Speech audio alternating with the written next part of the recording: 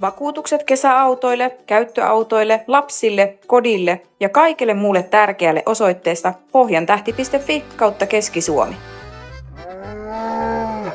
Böö! Ja tervetuloa sitten taas vuoden koeajopäivää. Täällä siis auto- ja liikennetoimittajat valitsee vuoden autoa ja täällä on yli 60 autoa koeajattavana. Että en tiedä onko jonkunlainen ennätys, mutta paljon on autoja kyllä tänä vuonna.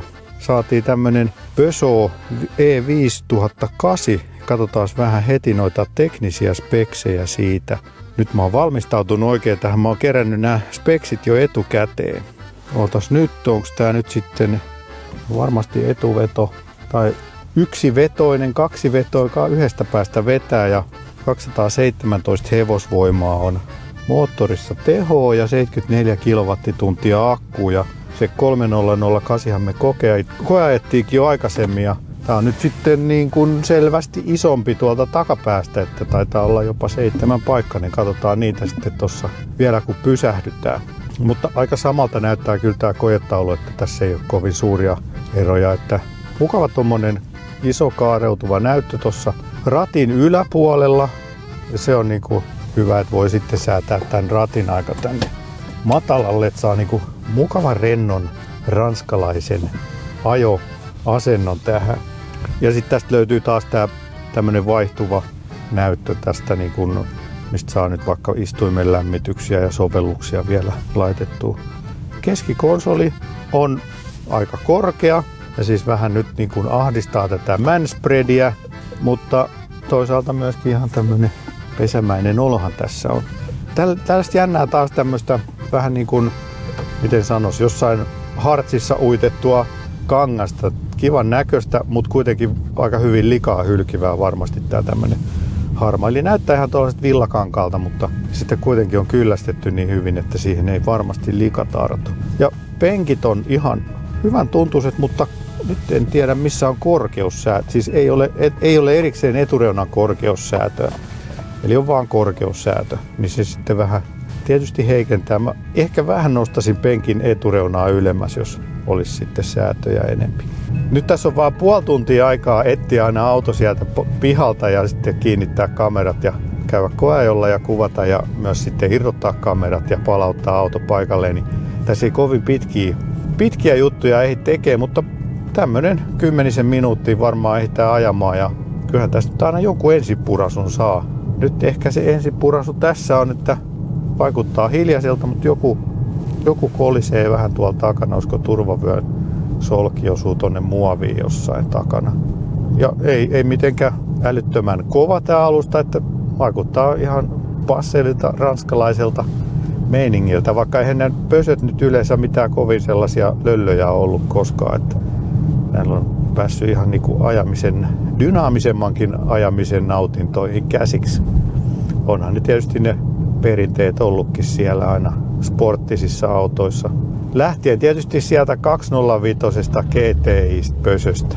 Tää 5008, niin tää nyt sitten tietysti on niinku isomman perheen auto ja voitais vähän kohta pysähtyä vielä katsomaan noita speksejä tuohon. Joo, tässä on nyt vielä ikävästi yksi tietyö tuolla moottoritien suunnassa, että tässä on vaan ajeltava nyt tällaista 60 tietä, että kovin pintapuoliseksihan tää nyt tietysti jää, että näin äkkiseltään ei taaskaan mitään ärsyttävyyksiä tunnu olevan tässä, että hallintalaitteet on tutut, sama ajosuunnan valitsin löytyy kuin kaikista muistakin Stellantiksen autoista ja hyvin tuntuisi olevan kaikenlaisia säilytyslokeroita täällä, ihan valtava reikä tässä keskikonsolissakin, että sinne saa kyllä jotain ja sitten täälläkin on muuten vielä tilaa. Pysähdytään tähän näin hetkeksi. Pikkusen käydään kuvaamassa tuolla ulkona. Onhan tää perä selvästi massiivisempi tässä, että pidemmälle jatkuu kuin siinä 308 ja katsotaan saadaanko me tää luukku auki jostain. Tuolla se varmasti on. Aha, se ei ollutkaan automaatti. Eli ihan manuaalinen luukku ja sitten täältä löytyy penkkejä lisää, että sieltä löytyy sitten vielä 2 paikkaa tuosta lattian alta lisää. No täällähän löytyy vielä tilaa sitten täältä säilytystilaa ja toi rullaverho tuohon taakse. Mutta sinne kyllä sitten pari pientä lastakin mahtuu tonne taakse. Ja aika hyvin näyttäisi olevan jalkatilaakin täällä, että jos meikäläinen tähän istahtaa, kyllä mä nyt just mahdun, että olen huomannut, että moni automerkki tekee näistä penkeistä aika lyhyen tästä istuinosasta, koska silloin se näyttää, että tässä olisi paljon tilaa täällä pitkäjalkaisellekin, mutta se on myös tietysti tästä penkin syvyydestä kiinni. Ehkä vähän kuitenkin niukasti tilaa. Sieltä löytyy vähän takapenkkiläisillekin säätöä. Täällähän olikin autotietolomake, voidaan tosta lukea. Ja mitäs keulapuoli? Sehän näyttää aika samalle kuin se 3008. Ei mitään suuria eroja. Jes, ja sitten jatketaan takaisin, koska aikaa on rajallisesti. Tää on kyllä hassun pieni tää ohjauspyörä tässä, niin kuin monessa muussakin pösössä, että tosi pieni ja tällainen vähän kulmikas. Ja tietysti pieni se pitää ollakin, ettei se peitä sitä näyttöä tosta päältä. No sitten tietysti hintahan kiinnostaa varmasti kaikkia, ja se on sitten hinta tälle autolle 51 990. Tähän on näköjään saa tän metallivärinkin ihan ilmatteeksi kaupan päälle, ja vaikuttaisi olevan aika hyvät varusteet tässä ihan vakionakin. Että se on kiva, ettei tarvi aina pistää 10 tonneja varusteisiin, että perushyvät varusteet löytyy jo sitten ihan vakiomallissakin. Katsotaan vielä tämä mallimerkintä. Allure Lounge Edition 73 kilowattituntia 210. Ja käykäähän sitten kommentoimassa, että haluatteko, että otetaan tämmönen pidempää koeajoa. Nyt on kalenteri kyllä täynnä aika pitkälle, mutta tuossa ensi vuoden puolella on sitten seuraavia vapaita aikoja varmaan siinä tammikuun lopulla, niin sitten olisi mahdollisuus ottaa Peugeotin 5008 koeajoa. Hiljainen on, mutta vähän se kolina kuuluu nyt tuolta tommonen pieni. Enpäs huomannut nyt sitä turvavyösolkea katsoa, että onko se siitä kiinni. Ehkä vähän niin kuin just ikävästi tuossa keskikonsolissa on joku tollanen patti. No on tää vähän pehmustettu, mutta tuohon polveen se nyt sitten siinä vähän painaa. Pidemmällä reissullahan sen sitten näkisi, että alkaisiko se enempi ärsyttämään siinä.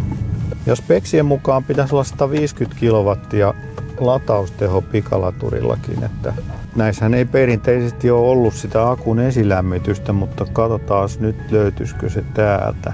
Näihin nimittäin ainakin siihen 3008 oli tulos ajastettu lataus. Ja sitten ainakaan äkkiseltään sitä löydy. Ehkä sitä ei vielä sitten ole tässä softaversiossa, että sitä vähän lupailtiin sitten siihen 3008kin tuleviin versioihin. Mutta tää oli nyt tällainen pikainen raapasukoajo sitten Peugeot E3008, ja käykää kommentoimassa mitä tykkäsitte ja otetaanko pidempää koeajoa. Nämä on vähän tällaisia maistiaisia nyt sitten tässä vuoden auto 2025 äänestyksen koeajossa, niin parempi tääkin kuitenkin kuin ei mitään. Palataan. Bye bye.